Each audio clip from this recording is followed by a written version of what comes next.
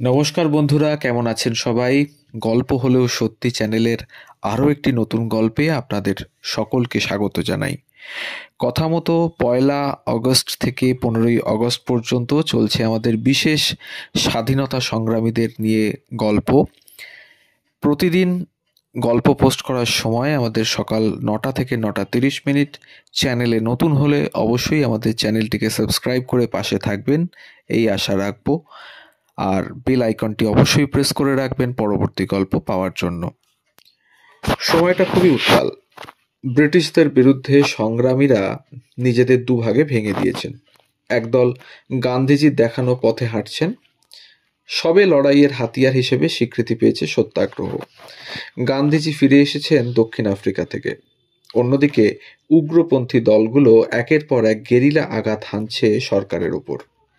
আলিপুর বোমা মামলায় অভিযুক্ত কানাইলাল আর সত্যেন জেলের মধ্যেই রাজসাক্ষী নরেন গোসাইকে খতম করে দিয়েছেন। কানাইলালের মৃতদেহ ঘিরে মানুষের ভিড় দেখে ভয় পেয়েছে ব্রিটিশ। রাজ্যের অন্য প্রান্তে প্রফুল্ল চাকির পেছনে ছুটছে পুলিশ। কিছুতে ধরা দিলেন না তিনি। বন্দুকের নল ঘুরিয়ে দিলেন নিজের দিকে। তবে বাংলার এই দামাল ছেলেদের গল্প ফলাও করে পাঠ্য বইতে ছাপা হলেও মেয়েদের নাম নেই বললেই চলে। স্বাধীনতা সংগ্রামের যারা মূল চালিকা শক্তি, আন্দোলনের গোপন খবর যারা ছড়িয়ে দিতেন আনাচে কানাচে, যারা বিপ্লবীদের হাতে অস্ত্র পৌঁছে দিতেন সাহসে বুক বেঁধে, তারা হারিয়ে গিয়েছেন পিতৃতান্ত্রিক সন্দর্ভের কেরাটোপে। স্বাধীনতা সংগ্রামী বিপ্লবী ও প্রথম মহিলা রাজবন্দী হলেন হাওড়া বালির ননিবালা দেবী। ননিবালা দেবী একজন সাহসী বুদ্ধিমতী মহিলা। দেশের পরাধীনতার শৃঙ্খল মুক্ত করাই ছিল তার একমাত্র লক্ষ্য। জন্মগ্রহণ হাওড়া জেলার বালিতে। পিতার নাম সূর্যকান্ত বন্দ্যোপাধ্যায়, মাতা গিরিবালা দেবী। ননিবালা দেবীর মাত্র 11 বছর বয়সেই বিবাহ সম্পন্ন হয়। তবে তার সাংসারিক জীবন ছিল অতি সংক্ষিপ্ত। মাত্র 16 বছর বয়সে বিধবা হন ননিবালা দেবী এবং চলে আসেন বাপের বাড়িতে। তারপর থেকেই তিনি ধীরে ধীরে স্বাধীনতা সংগ্রামে নিজেকে নিযুক্ত করেন। বিপ্লবী অমরেন্দ্র চট্টোপাধ্যায় সম্পর্কে তার ভাইপো হন। তার কাছেই বিপ্লবের দীক্ষা পেলেন ননিবালা দেবী। তার নাম মাতঙ্গিনী কল্পনা প্রীতিলতার সঙ্গেই উচ্চারিত হওয়ার কথা ছিল। বাংলার প্রথম মহিলা রাজবন্দী তিনি। মধ্যবয়সী এই বিধবাকে ধরতে প্রায় কালঘাম ছুটে গিয়েছিল ব্রিটিশ পুলিশের। গুপ্তচরের চোখে ধুলো দিয়ে পালিয়ে বেরিয়েছেন এখান থেকে ওখান। ধরা পড়লেও দাঁতে দাঁত চেপে লড়াই চালিয়েছেন কারাগারে। হাওড়া জেলার মানুষ 1915 সালে শ্রমজীবী সমবায় নামক প্রতিষ্ঠানের তল্লাশি করে পুলিশ।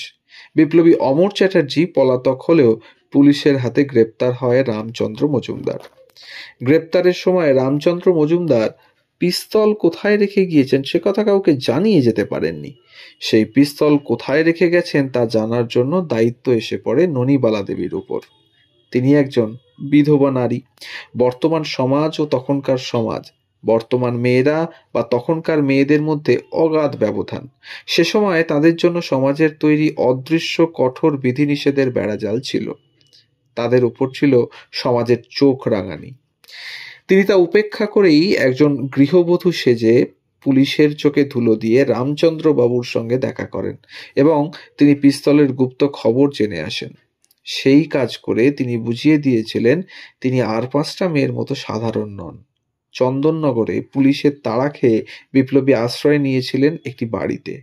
যথাসময়ে দরজায় ধাক্কা পড়ল। পুলিশের সামনে দরজা খুলে দেখা দিলেন নকল গৃহকর্ত্রী। অবলা ননিবালাকে দেখে পুলিশের সন্দেহ দূর হলো। সে যাত্রায় রক্ষা পেল স্বাধীনতা সেনাবাহিনী। কিন্তু আগুন কখনো চাপা থাকে না। জেলের ঘটনা ফাঁস হয়ে যাওয়ার পর ননিবালার উপর নজর রাখতে শুরু করলো সরকার।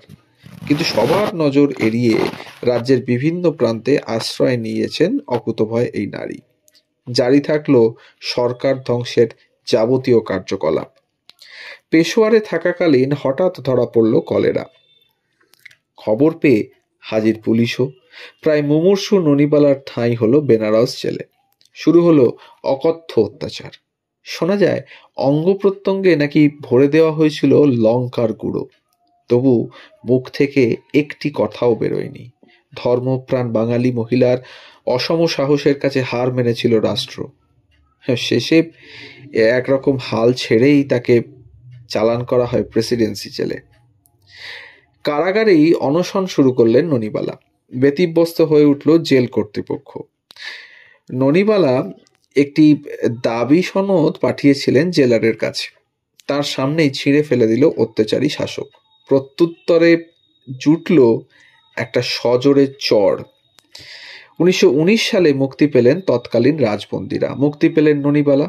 কিন্তু পুলিশের নজর এড়িয়ে বাপের বাড়িতে আশ্রয় চাইতে তার অস্বীকার করে তাকে। রোগ ব্যাধিতে জর্জরিত বৃদ্ধাকে কাটাতে হয়েছিল একেবারে নিঃসঙ্গ অবস্থায়। সরকারি পেনশন যখন পৌঁছেছিল তখন দেরি হয়ে গিয়েছে অনেকটাই। ভারত মাতার সঙ্গে অনেকের কাছে ভিন্ন। আর বিপ্লবী বলতেই একটি আগ্নেয়াস্ত্র হাতে পুরুষের ছবি ভেসে ওঠে মানসপটে।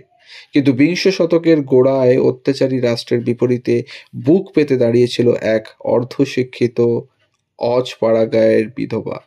তবুও হয়তো পুরুষ রচিত ইতিহাসের পাতায় শত শত বাঙালি নারীদের মতোই তার জায়গা হবে ফুটনোটে। এই ছিল আজকের গল্প, বিপ্লবী ননিবালা দেবীর গল্প। আমাদের গল্প যদি ভালো লাগে তাহলে অবশ্যই কাছের মানুষদের সাথে শেয়ার করুন, বেল আইকনটিকে প্রেস করে রাখুন, অবশ্যই আমাদের চ্যানেলটিকে সাবস্ক্রাইব করে পাশে থাকুন, এই আশা রাখি। সবাই ভালো থাকুন, সুস্থ থাকুন, ধন্যবাদ।